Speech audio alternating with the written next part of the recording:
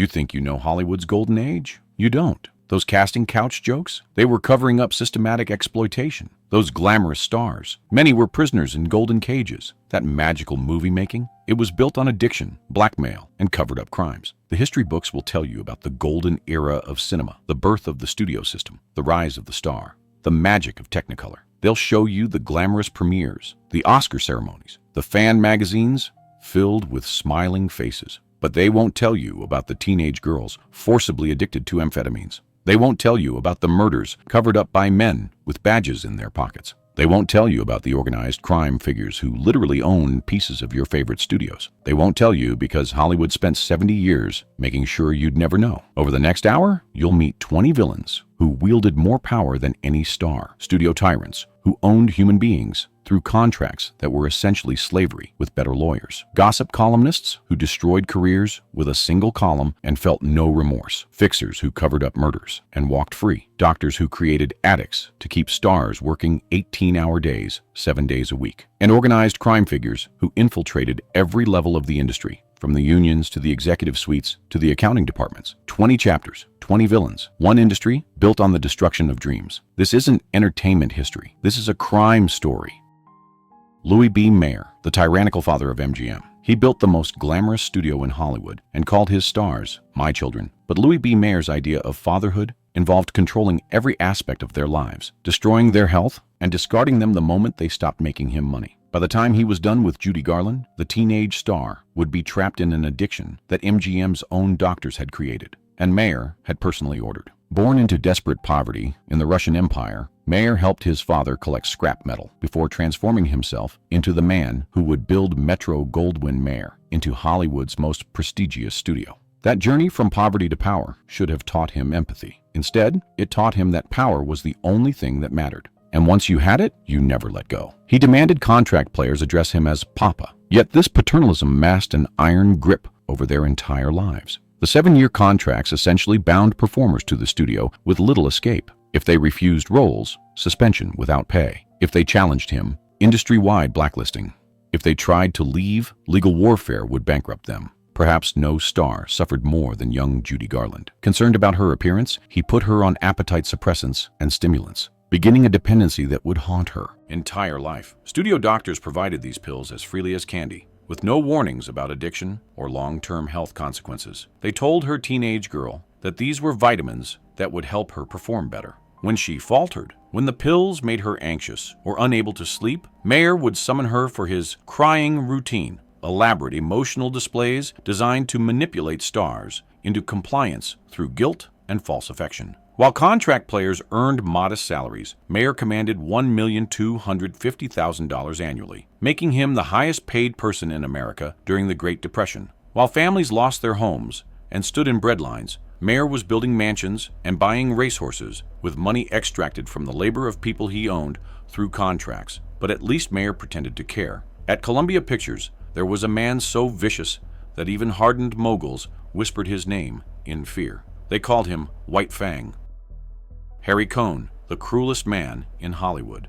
White Fang, that's what they called him, because he struck like a predator. When Harry Cohn passed away in 1958, thousands attended his funeral. Red Skelton delivered the most savage eulogy in Hollywood history. It proves what Harry always said: give the public what they want, and they'll come out for it. They came to celebrate. They came to make certain the monster was really dead. He once boasted, "I don't have ulcers, I give them." His office was equipped with listening devices throughout the studio lot. These hidden microphones created constant surveillance. No conversation was safe. Stars would meet in bathrooms and whisper in stairwells, the only places they believed Cohn's electronic ears couldn't reach. Some actresses developed paranoia that followed them for years, always wondering who was listening, who was watching, who would report back to Cohn. Rita Hayworth, Columbia's greatest star and one of the most beautiful women in the world, endured years of controlling behavior from Cohn. He discovered her as Margarita Cancino and orchestrated her transformation, changing her hairline through painful electrolysis, dyeing her hair, renaming her, reshaping her entire identity. But this came with expectations far beyond professional boundaries, advances she had no power to refuse without destroying everything he'd made her become. Kim Novak experienced similar treatment. Cohn systematically undermined her confidence, building her up just enough to make her valuable, then tearing her down to ensure dependence. He would tell her she was beautiful one day and worthless the next, keeping her perpetually off balance, perpetually desperate for his approval. The casting couch culture found one of its most shameless practitioners in Harry Cohn. Young actresses quickly learned that career advancement often depended on compliance with inappropriate demands. Those who refused found themselves working as extras or secretaries, watching less talented but more compliant actresses get the roles they'd auditioned for. The message was clear. Your body is currency here, and if you won't spend it, there are 100 other girls who will. People celebrated Cohn's passing like the ending of a war, because that's what it was. The end of one man's reign of terror. While Cohn terrorized from his bugged office, another villain was sharpening her weapons, a typewriter and 20 million readers. Hedda Hopper, the gossip columnist who destroyed careers. She wore outrageous hats and smiled for the cameras, but Hedda Hopper's typewriter was Hollywood's most feared weapon. Just ask Charlie Chaplin, exiled to Switzerland after Hopper decided he was un-American. Or Ingrid Bergman, who couldn't work in Hollywood for years after Hopper's moral crusade. Born Elda Furry, Hopper arrived in Hollywood with dreams of stardom that never materialized. She spent years in supporting roles, always watching other actresses receive the acclaim she believed should be hers. In 1938, she launched her gossip column, and suddenly, Hollywood's most successful stars found themselves at her mercy. The failed actress had found a way to become more powerful than any star. By destroying stars, her column reached millions. She understood that power came from exposing secrets, not celebrating achievements. Every failed actress who'd been rejected became her spy. Every spurned lover became her source. Every studio secretary with a grudge became an informant in Hopper's intelligence network. When Chaplin's political views became controversial, Hopper attacked with unprecedented ferocity, questioning his patriotism and painting him as a threat to American values. Her assault contributed significantly to his exile. One of cinema's greatest artists, forced from the country he'd helped entertain, because a columnist decided he'd made a good target. A fervent anti-communist with extreme right-wing views, she used her column as a weapon during the Red Scare. She named names, questioned loyalties, and destroyed careers based on rumor and political belief. Stars would literally tremble when informed that Hopper was calling, knowing that one wrong word, one misinterpreted comment, could end up in her column and destroy everything. When Bergman left her husband for Roberto Rossellini, Hopper launched a vilification campaign so intense that Bergman was essentially exiled from Hollywood for years. Hopper positioned herself as America's moral guardian, condemning Bergman in terms that made her radioactive in the industry. But Hopper's power came from one source. She was second. Before her, another woman had perfected the art of destruction. And her power came from a connection so dark that no one dares speak the full truth about what she witnessed on a yacht in 1924. Luella Parsons, the First Lady of Hollywood Terror. Before Hedda Hopper, there was Luella Parsons, William Randolph Hearst's most powerful weapon. With 20 million readers, she could create stars overnight or destroy them instantly. But Parsons had something Hopper never possessed, a secret so explosive it guaranteed her power for life. On November 19, 1924, producer Thomas Ince attended a party on Hearst's yacht and passed away under mysterious circumstances. Luella Parsons, who may have been there, suddenly received a lifetime contract and unlimited authority. While the official story claimed natural causes, whispers circulated that something sinister had occurred. Many believed Parsons witnessed it, and her silence was purchased with unlimited power. Whether the yacht incident story was true or merely Hollywood legend didn't matter. The result was the same. Parsons wielded influence that made even studio heads nervous. Her column became essential reading for survival. Studios maintained favorable coverage through payments and exclusive information. In return, she would plant favorable items or kill unfavorable ones. Cross Parsons, and your next film would receive no coverage in Hearst's 28 newspapers. Cooperate, and she'd turn even mediocre talent into household names. The most grotesque display? The annual Luella Parsons Award Show forced stars to perform without compensation, simply to curry favor. Major stars, people earning thousands per week, would sing, dance, and entertain for free at Parsons's vanity event. Refusal meant months or years of negative coverage, or worse, complete invisibility in Hearst's papers. Luella Parsons ruled Hollywood's gossip kingdom for decades, but while columnists wielded press power, others worked in shadows, making problems disappear through bribes, threats, and violence. The studio fixers, Hollywood's cleanup crew. When a star committed a crime or had a scandal, studios called in the fixers, men who could make unlawful actions look like accidents, hide pregnancies, and ensure Hollywood's dark secrets stayed buried forever. At Metro-Goldwyn-Mayer, Eddie Mannix and Howard Strickling operated as ultimate problem solvers. Together, they could manipulate investigations, control narratives, and ensure nothing would damage the studio's image. Police officers on studio payroll would be contacted first. Witnesses could be persuaded to forget through financial arrangements. Newspaper reporters would receive calls explaining which stories should not appear. Evidence would mysteriously disappear from police files. Crime scene photos would vanish. Autopsy reports would be altered before they became official records. The suspicious passing of Paul Byrne in September 1932 exemplified the Fixers' most troubling work. Byrne, an MGM producer married to Jean Harlow, was found deceased from a gunshot wound. The official ruling quickly became a self-inflicted tragedy. However, witnesses reported hearing a woman's voice and a car leaving.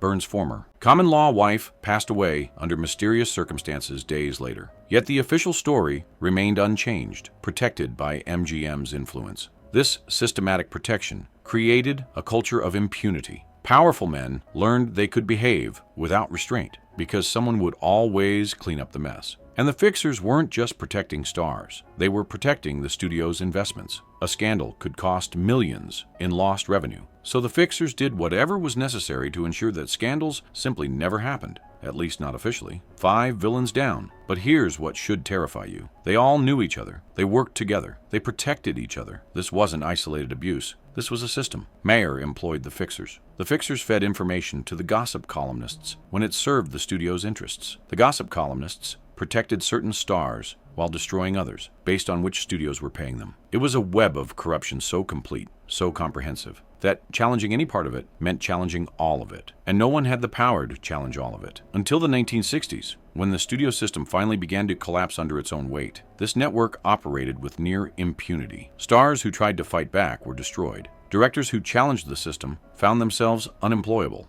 Writers who spoke out were blacklisted. The machine protected itself, and anyone who threatened the machine was crushed.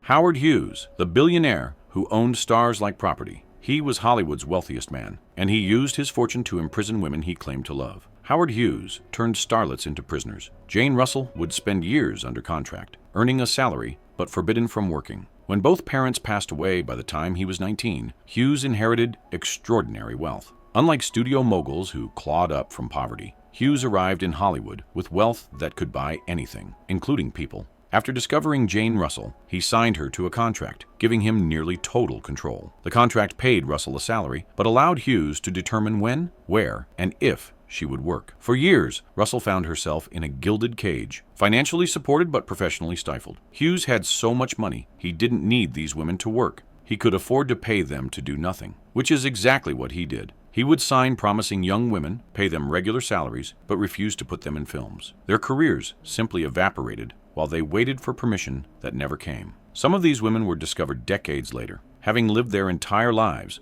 on Hughes's payroll, but never appearing in a single film. In 1948, Hughes purchased RKO Studios, giving him even greater power. The tragedy was measured in careers that never were. Talented women who should have graced the silver screen, but instead spent their prime years waiting. While Hughes preferred to lock women away, Darryl F. Zanuck believed in taking what he wanted. Darryl F. Zanuck, the mogul behind the casting couch. Darryl F. Zanuck transformed 20th Century Fox into a powerhouse, but his legacy is forever stained by systematic exploitation. His office had a couch, it had a lock on the door, and every contract player at Fox knew what both meant. By 1933, at just 41, he co-founded 20th Century Pictures, which merged with Fox Film Corporation. Zanuck's polo field at Fox became infamous as a place where young actresses under contract were expected to attend, looking beautiful and available for studio executives and powerful men. These weren't optional social events. They were command performances where women were displayed like merchandise for the entertainment of Zanuck and his associates. Young women arriving at Fox quickly learned that talent and beauty alone wouldn't determine success. Zanuck's office contained the infamous couch that gave the practice its name. Contract players understood that career advancement often depended on private meetings that had nothing to do with discussing scripts. He became so obsessed with Bella Darby that he changed her stage name, a combination of Darryl and Virginia's first names, literally branding her with their identities. The culture of silence Zanuck enforced was absolute. Women who attempted to speak publicly discovered their allegations would go nowhere. Meanwhile, at Warner Brothers, another betrayal was unfolding. One that proved even family bonds were no protection. 7 villains down, 13 more to go. Eddie Mannix's unsolved murders. The doctors who created addicts. Organized crimes infiltration. subscribe, and hit that bell right now. Jack Warner, the brother who betrayed his brothers. Jack Warner helped build Warner Brothers with his brothers, but his cruelty made him one of Hollywood's most hated men. In 1956, Jack orchestrated a stock purchase that pushed his eldest brother Harry out of their company. When Harry discovered the betrayal, the shock triggered a heart attack. Harry passed away in 1958. Jack and his 3 older brothers founded Warner Brothers Pictures in 1923. What began as a family enterprise would ultimately become the stage for one of Hollywood's most painful betrayals. Jack Warner's legendary frugality bordered on cruelty. Actors worked in dangerous conditions because proper equipment cost money Jack refused to spend. When Bette Davis fought for better roles, Jack suspended her without pay. Davis attempted to flee to England, but Warner pursued her across the Atlantic with lawsuits. Olivia de Havilland faced similar treatment when she challenged the studio's practice of adding suspension time onto contracts. During the House Un-American Activities Committee hearings, Warner proved willing to cooperate. He provided names of employees he suspected of leftist leanings, effectively ending careers. While enforcing strict morality clauses on contract players, Jack conducted a lengthy affair while married. Elsewhere, a more insidious force was destroying lives through political persecution. The Hollywood Blacklist. When politics destroyed lives, one accusation, one name dropped in a committee hearing, and a career built over decades could vanish overnight. John Garfield passed away at 39 from a heart attack brought on by blacklist stress. Mady Christians saw her career destroyed and passed away at 51. The House Un-American Activities Committee turned its attention to entertainment in 1947, believing communist sympathizers had infiltrated Hollywood. What followed was a witch hunt that shattered the creative community. The Hollywood 10 screenwriters and directors, including Dalton Trumbo, who refused to answer questions about political affiliations, were cited for contempt, imprisoned, and blacklisted. But the worst part was the betrayals. Friends turning on friends. Studio heads cooperated enthusiastically. Major executives issued the Waldorf Statement, declaring they would not knowingly employ communists. What made the blacklist particularly insidious was the culture of informing. Director Elia Kazan chose to cooperate, naming former associates. The pain of Kazan's testimony was measured not just in the careers he destroyed, but in the friendships he betrayed. These were people he'd worked with for years, broken bread with, shared creative visions with, and he gave them to the committee to save himself. Actor John Garfield, who refused to name names, found himself unable to work. In 1952, at just 39, he passed away from a heart attack, many attributed to the blacklist's emotional strain.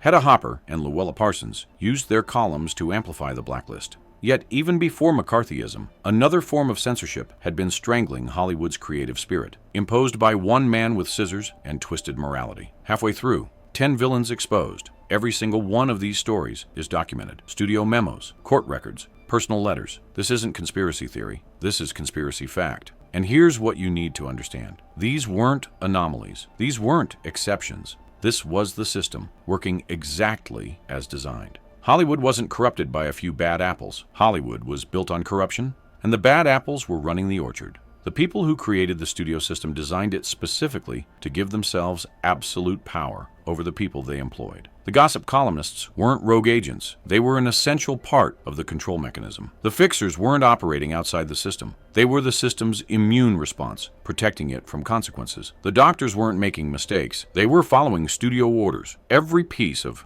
this machine was intentional. Every abuse was by design, and it worked for 40 years.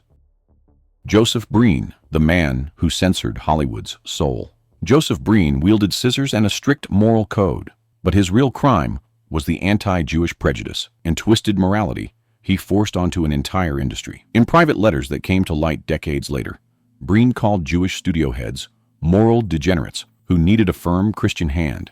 In 1934, he became head of the Production Code Administration. This gave Breen extraordinary power, as no major studio film could be released without his seal of approval. For 20 years, Breen served as Hollywood's supreme censor. What made Breen particularly dangerous was the personal prejudices that informed his decisions. His private letters revealed shocking anti-Jewish hatred. The production code was remarkably restrictive, forbidding depictions of adultery, presented sympathetically, interracial relationships, or any suggestion of intimate relations outside marriage. Married couples in films had to sleep in separate beds. Evil always had to be punished and virtue rewarded. Directors would submit scripts only to receive pages of demanded changes that gutted their film's dramatic power. His obsession with controlling female intimate behavior on screen was particularly pronounced. Breen demanded that costume necklines be raised, that women who engaged in intimate relations outside marriage faced dire consequences. Perhaps most troubling was the selective nature of Breen's morality. Violence was acceptable, but even the slightest suggestion of intimate content brought immediate censorship. Joseph Breen retired in 1954. While Breen was censored from an office, other figures wielded power more directly, and the next villain's story involves two unsolved deaths.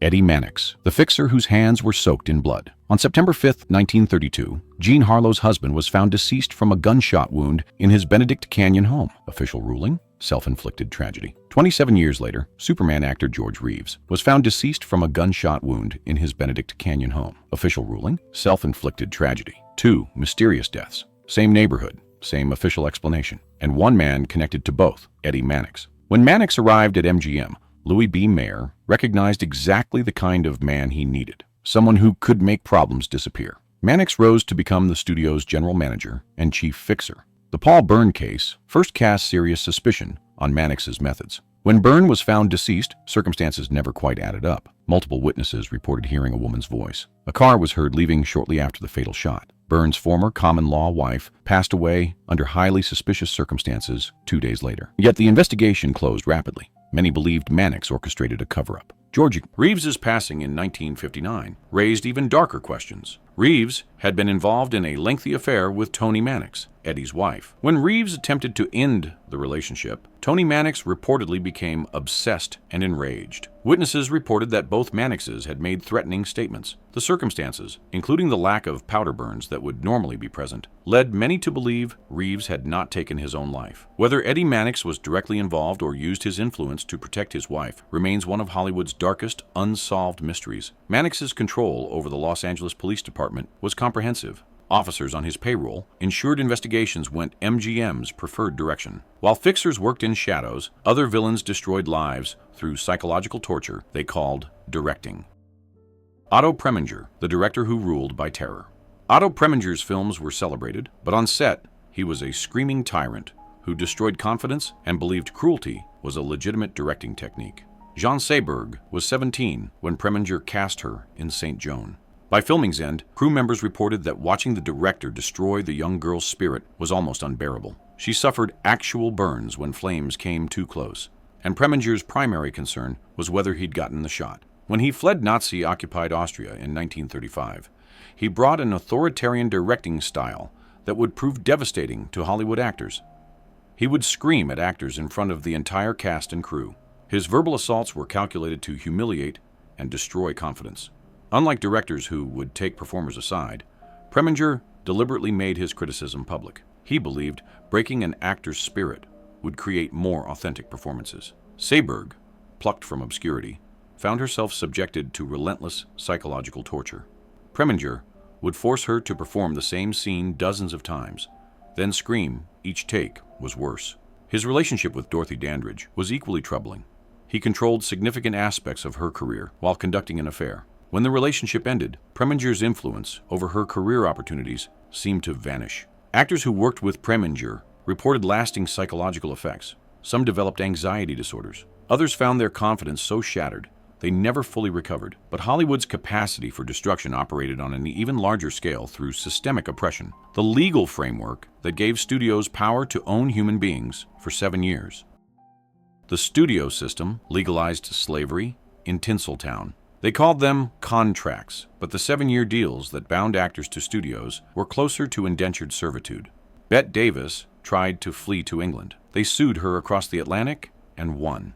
Olivia de Havilland fought for years in court just to prove studios couldn't keep extending contracts indefinitely. The studio system dominated Hollywood from the 1920s through the 40s, built on contracts giving studios unprecedented power. Studios owned not just an actor's work, but their complete public image.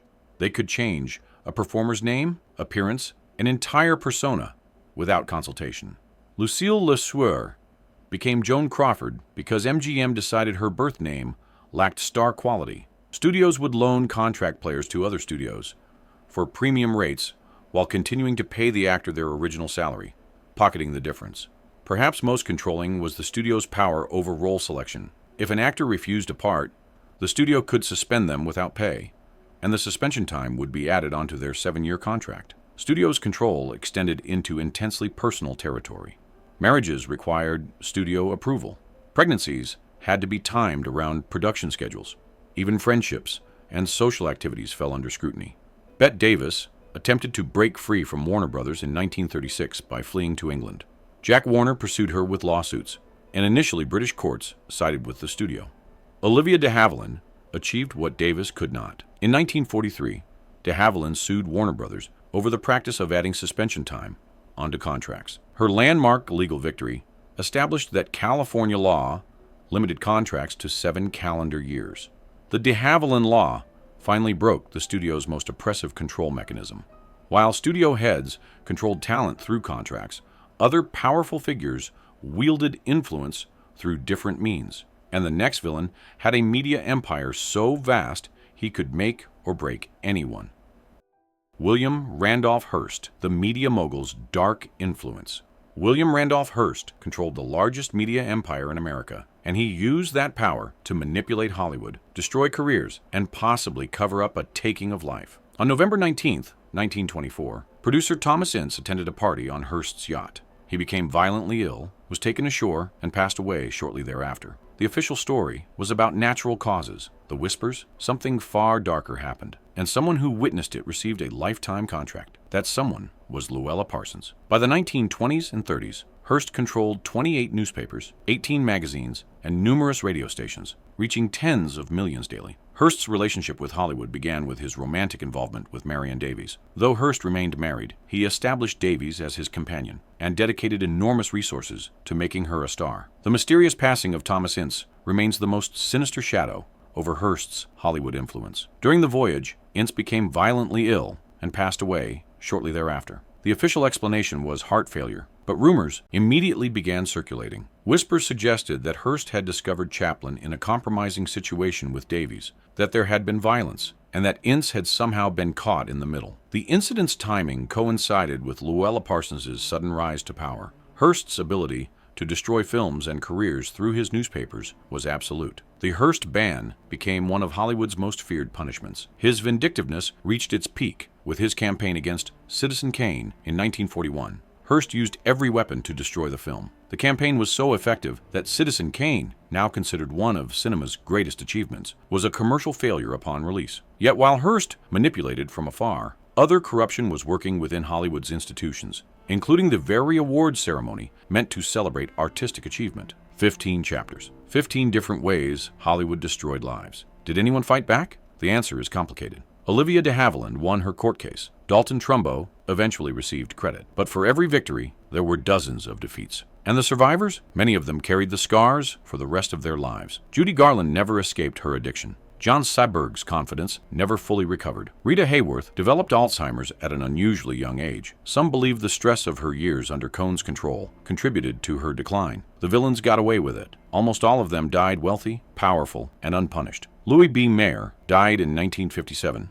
Still respected as a film industry pioneer. Harry Cohn died in 1958, and while people celebrated, no one ever held him accountable for what he'd done. Jack Warner lived until 1978, never facing consequences for betraying his brother or the artists he'd exploited. Justice, in Hollywood's golden age, was a rare commodity, and it was never served to the powerful. These powerful men shaped Hollywood from the shadows. Which villain's story shocked you the most? Share your thoughts in the comments. We read every single one.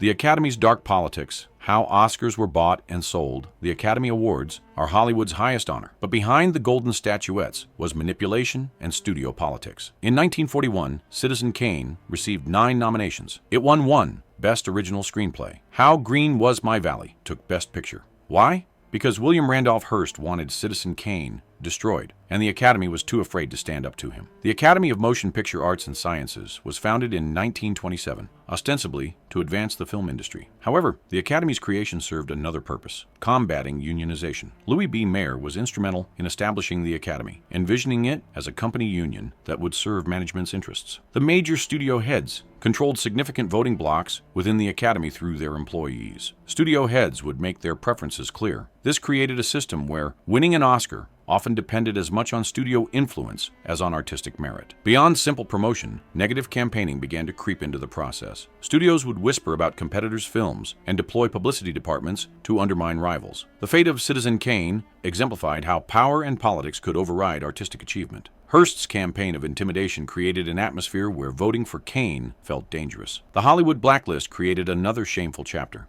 Dalton Trumbo wrote the screenplay for Roman Holiday in 1953, but could not be credited. The Oscar went to a front who had claimed authorship. The systematic exclusion of minority performers revealed the Academy's discriminatory practices. Yet, while the Academy operated in a semi-public view, other operations worked in complete darkness, servicing the desires of powerful men while exploiting young women.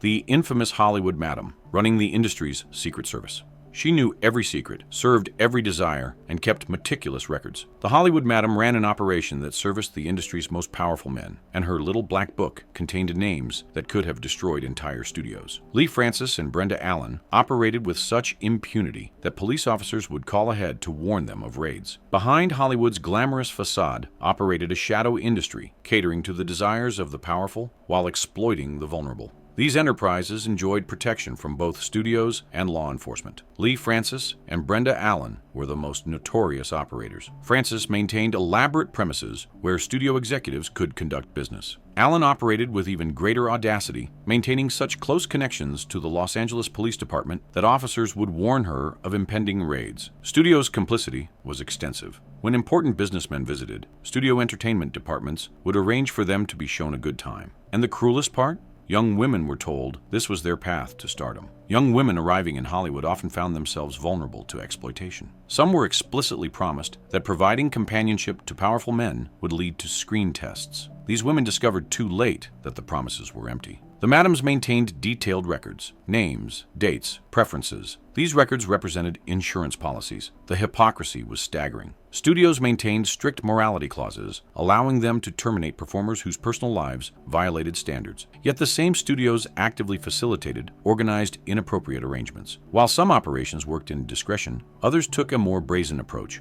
publishing scandals and charging stars. Protection money. Confidential Magazine, blackmail disguised as journalism bang. That was Confidential Magazine's motto. Tell the facts and names the names. It destroyed careers with surgical precision. Elizabeth Scott went from rising star to unemployable after Confidential published rumors about her romantic preferences. And if stars wanted to stop publication, just pay publisher Robert Harrison a substantial fee. It was legal extortion. Robert Harrison founded Confidential Magazine in 1952, transforming tabloid journalism into a weapon of terror. Harrison created an investigative apparatus designed to uncover information so damaging that stars would pay almost anything to keep it buried. Harrison employed private detectives who would follow stars and document activities. They would go through celebrities' garbage. Confidential also cultivated a network of paid informants. The system was simple: pay us or we publish. Once Confidential's staff gathered damaging information, Harrison would contact the celebrities' representatives with an offer. For a substantial payment, the magazine would kill the story. If the star refused, Confidential would proceed with publication. Elizabeth Scott's career was destroyed when Confidential published rumors. Maureen O'Hara faced false accusations. Though eventually proven false, the damage had already been inflicted. The turning point came in 1957 when California brought criminal libel charges. Dorothy Dandridge, Maureen O'Hara, and other stars courageously testified. Though Harrison avoided conviction, the trial damaged Confidential's credibility. Sometimes, studios themselves would feed information to the magazine about stars they wanted to control. This created an atmosphere of total surveillance. Confidential weaponized scandal. But the magazine was documenting a crisis studios themselves had created: the systematic destruction of stars through chemicals prescribed by doctors.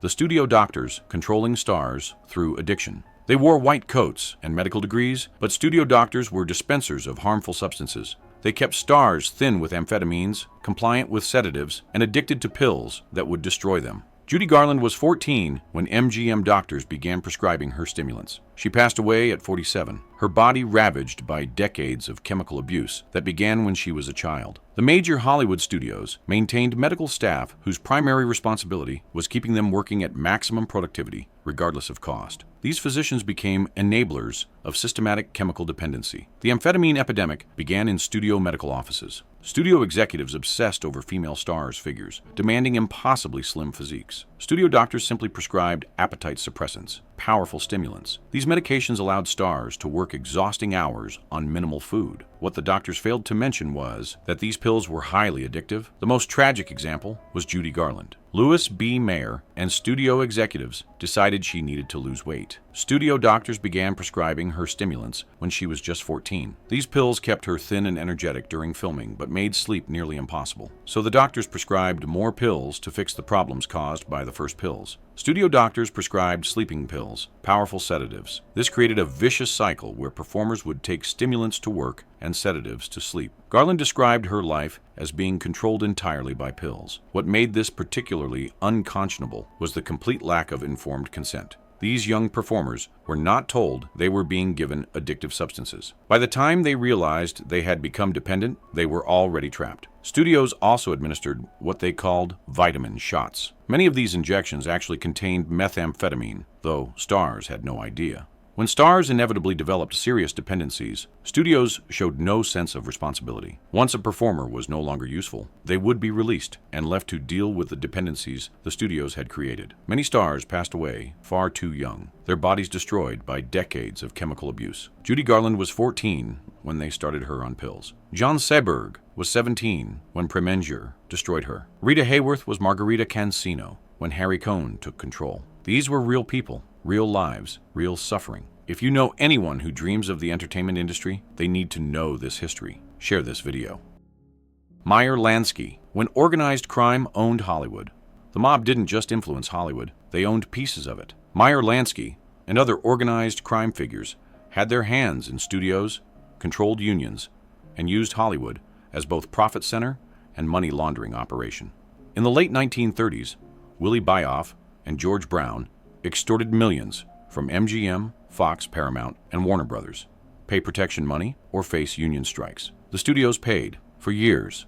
During the 1930s and 40s, this involvement deepened. Meyer Lansky, born in 1892, grew up to become one of organized crime's most sophisticated financial minds. Unlike more violent gangsters, Lansky operated in the shadows. Lansky understood that Hollywood offered unique opportunities. The industry dealt in enormous cash and had complex financial structures that could hide investments. Lansky invested through intermediaries, but the real power came through the unions. Control the workers, control the industry.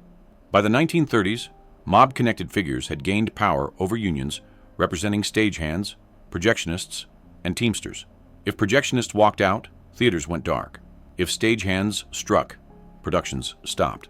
The Byoff-Brown extortion scandal exemplified organized crime's stranglehold. Working for the Chicago outfit, they extorted millions from major studios. The scheme was simple: pay protection money or face crippling union strikes. Studio heads quietly paid. This continued for years until federal investigators exposed the operation in 1941. Benjamin Bugsy Siegel moved freely through Hollywood society. His friendship with actor George Raft provided entry. His charm made him seem like just another colorful character, but his connections to organized crime were very real. Hollywood films themselves became vehicles for money laundering. Organized crime could invest illicit funds in film productions, and when those films generated revenue, the money emerged clean. The studios never mounted serious resistance to mob involvement because the cost seemed too high. Yet even as gangsters extracted their tribute, another form of exploitation was so normalized it had its own name and its own furniture.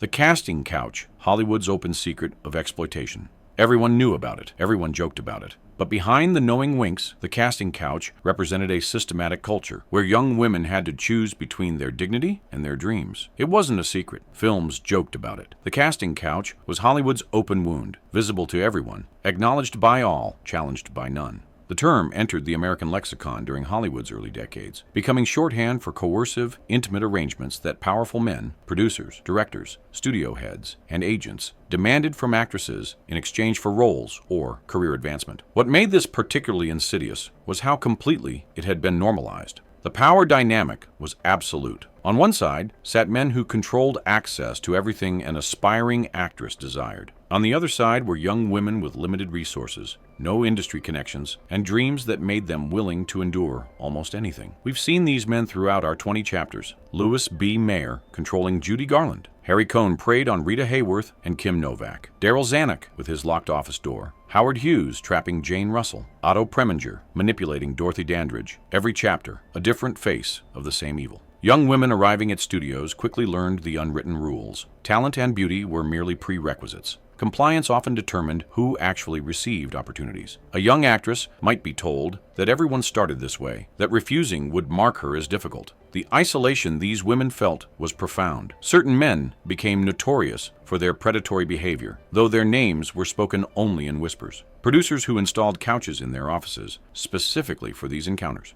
Directors who made compliance a condition of being cast. The enforcement of silence was brutally effective. Actresses who complained found their contracts terminated, their reputations destroyed. The morality clauses applied only to women. An actress whose personal life became scandalous could be fired immediately, but the powerful men who demanded inappropriate arrangements faced no consequences. A few brave women attempted to speak publicly, but their voices were systematically suppressed. Studios would threaten legal action. Industry publications would refuse to print their accounts. This culture of exploitation was practiced openly by men who felt entitled to women's bodies as payment for professional opportunities. The casting couch represented not individual acts, but a systematic approach to controlling women that pervaded every level of the industry. The practice continued essentially unchallenged for decades. Not until the Me Too movement would women finally be able to speak publicly about Hollywood's culture of exploitation without facing automatic career destruction. So the next time you watch Singin' in the Rain or Casablanca or The Wizard of Oz, remember, every frame was created in a factory of suffering.